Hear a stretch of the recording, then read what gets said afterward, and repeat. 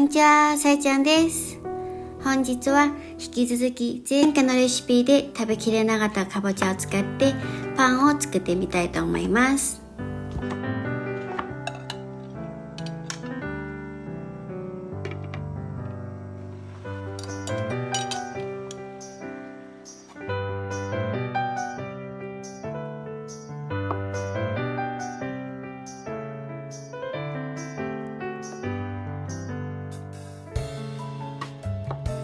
かぼちゃの皮は一番栄養豊富なので、私はいつも料理しながらつまみ食いしてます。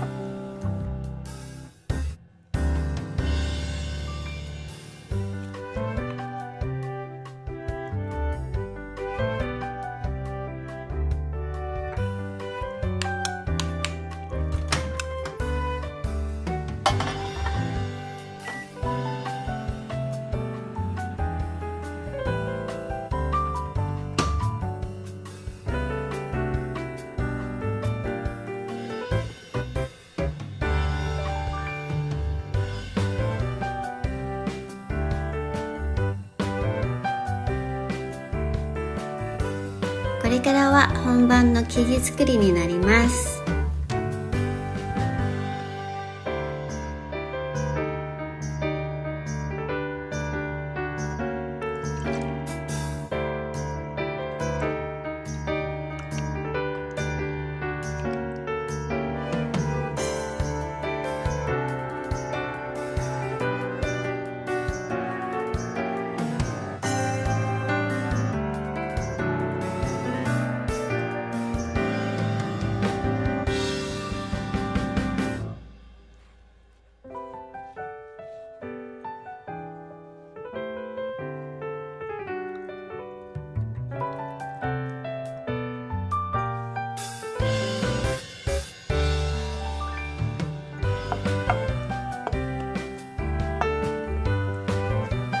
結構水分が入っている生地なので、これからは少し苦労しますが、ぜひ頑張ってみてください。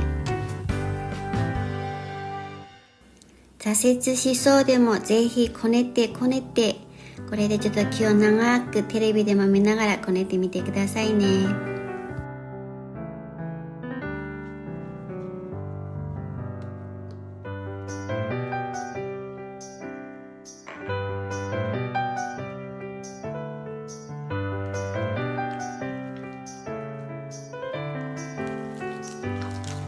この状態が意外と気に入っています。分かっていただけますかね。このふにゃふにゃの感じ、結構気に入ってます。ストレス解消の一つだと思って、とにかくポジティブで考えれば生地も裏切りません。